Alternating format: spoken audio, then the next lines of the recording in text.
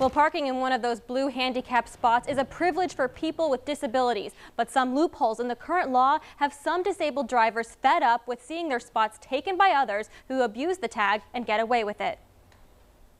Graham Sisson relies on his car and his wheelchair to get around, so he uses handicap spots to give him the space he needs to get out of his car. But if his spot is taken, it puts his safety at risk. And so when I see other people that are seeing something that's actually a necessity and think of it as a perk and abuse that by taking something that really is needed by somebody else, it makes you fairly frustrated and angry. Which is why he is pushing legislation to make some changes. Right now, anyone with a valid handicap tag can park in a blue space, but with this legislation, they're hoping to change that by adding your photograph to the tag and your disability status to your driver's license.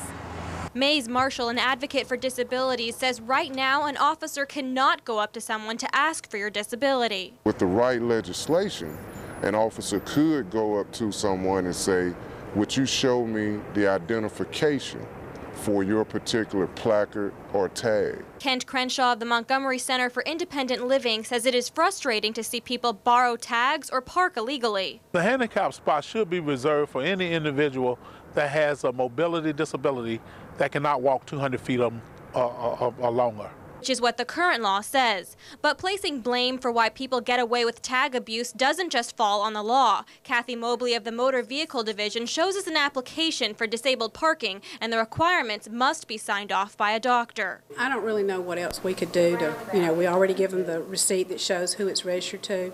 And other than just the enforcement of it by the local law enforcement, I don't really know of anything else. We want people that need to use these to be able to use them. That's the bottom line.